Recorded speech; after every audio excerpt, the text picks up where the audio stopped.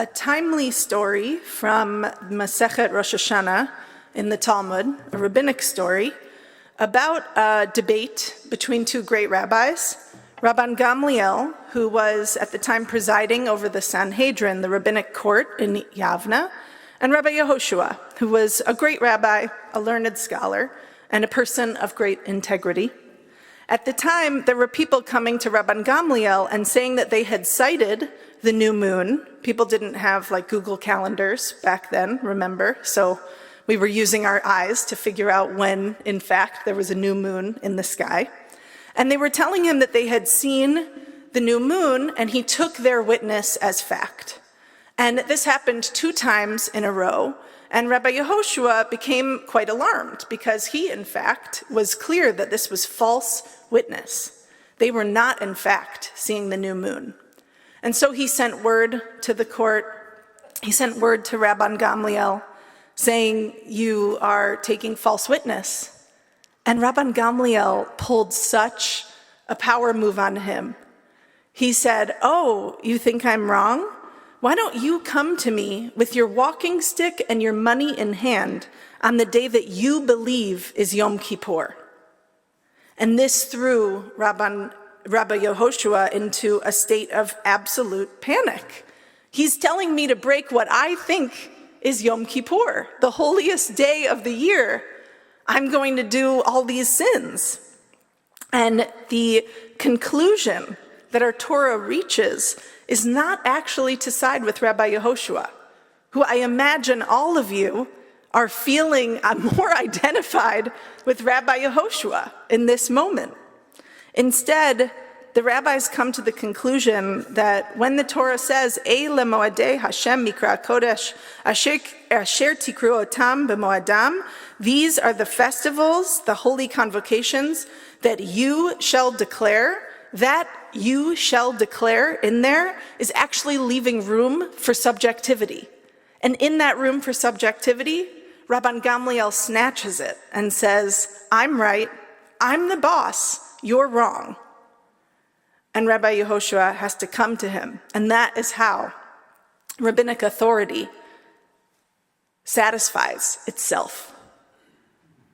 This is a story that's brought up in the context of this week's Parsha, Shoftim, as our later rabbis, medieval rabbis, are trying to understand a line that comes up in this Parsha, where we're told that in the context of debate about what in fact is right or wrong, true or false, if you're unsatisfied with a local verdict, you should take your problem to the judges and the magistrates of a higher court. And in that higher court, when they give you your ruling, we're told that you should not deviate from the verdict that they announce, either to your right or to your left. Whatever they say, that becomes truth. And the rabbis are troubled by this. Rashi comes to explain it by saying, this is, even if they are telling you that the right is left and the left is right, even if they are telling you something you can observe to be in fact incorrect, you should follow their instruction, and all the more so when they tell you that right is right and left is left. So when they're correct, you should do as they say, but even when they're incorrect, you should submit to their authority. Nachmanides, who's Ramban, also weighs in on this and expounds on what Rashi has said. Even if you are not sure that they have judged correctly, he says, we actually submit ourselves to the view of this higher court because it's the structure that the rabbis have created in a world, in a sense, where we are not actually certain. We need sometimes a greater authority to help dictate what is right or wrong. He says there's a tremendous need for this commandment to not deviate from their judgments. For the Torah was given to us in writing, and it was obvious that there would not be complete agreement on all new developments. As disputes increased, the one Torah might become many. And so the text laid down for us. We must obey the high court that stands before the Lord in the place that God would choose, no matter how they explain the Torah to us. Who is unsettled by this? Okay, please admit that that might be a very real feeling that comes up when you consider this. And I want to say that perhaps this is especially unsettling in a time where I heard it said recently by a thinker, and I should have written down her name, but I've forgotten. I will make it right someday, that we are in a scarcity of truth, a time where truth is scarce.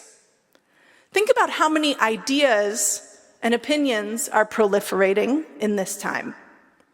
And not only do we not know for ourselves always how to weigh what is true or false, but also we're in a time where we've come to really mistrust so many of our institutions. And I hear this across a political spectrum, that people truly don't know who they trust anymore, that we don't know what we believe and who we believe and trust. So within that framework, to hear the rabbis operating in a system where we are asked to submit to their authority, it's hard, it's unsettling, and it's especially hard to relate to in a time where I think we each are struggling to understand what truth do we follow.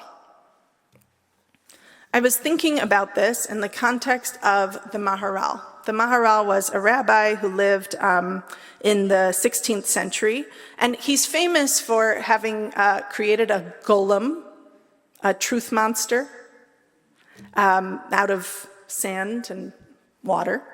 And he did this in order to defend the people of Prague. It's a story. It's actually unproven, and most likely it's myth and not fact, fine.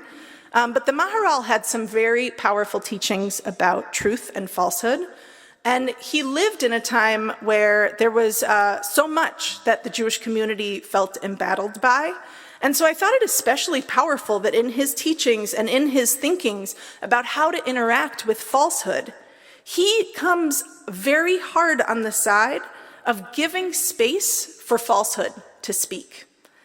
In one word, in his teachings from Be'er HaGolah, where he goes in depth with heretical ideas and he kind of brings all of the heretical ideas to the fore, gives them time and space, and then refutes all of them, he comes to the conclusion it's wrong to disqualify any matter that is opposed to one's view, even if such words run counter to the belief and the religion of the one who is in power.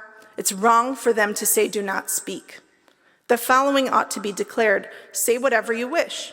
It is supposed that the prohibition to criticize religion strengthens it, but this is not so. The interpretation of religion, especially in writing, is open to all. Indeed, it is most unnatural to suppress the publication of books in order to prevent the expression of contrary ideas. He's saying something that's quite the opposite of what our rabbis bring to the fore in reaction to our Torah. It's not the opposite, but it's a different angle of approaching this conundrum that we find ourselves in. He's also saying that we, each of us, have to be open to hearing other views and disqualifying them. That's hard work. That takes our own conviction and our own sharpening of our own intellect, our own understanding. And especially in a world where falsehood proliferates, how do we then do the work of finding truth and defending truth for ourselves? And the thing I want to offer, not just unsettling, but also this idea that he understood, the Maharal understood, that we can never arrive at truth if we fear discussion. He said we must attack falsehood, but only after we have given it leave to speak. Now, I understand that we feel up against a lot in terms of the internet. Let's just name it. The internet makes this very hard to interact with, and we're not in courts of judgment, and we're not in conversation. In fact, we're fighting over tweets and memes and images and so much that is totally beyond our control. I actually still want to take the teaching of the Maharal seriously, that each of us in our own time and space can actually interact with opinions that we disagree with and come to sharpen our own understanding and our own sense of truth through that act. That we don't have to be afraid of disagreement, that we can actually combat disagreement through giving falsehood space and then saying, this is why that is wrong. This is why I disagree. And I think that's a very powerful counterpoint to the sort of power dynamic that we have in the hierarchical rabbinic world. If in this moment we are looking to try to understand who to trust, we have to be willing to take in information about the world and truly engage with one another in earnest. This is a time for the other rabbinic technology, not hierarchy, but chavruta, where we talk and debate and sharpen our understanding of the world around us. I pray that this can be a part of our month leading up to the holidays, that we can think about this Torah, that we find truth by working together to better understand ourselves and to better understand the world around us. Shabbat Shalom. We will continue.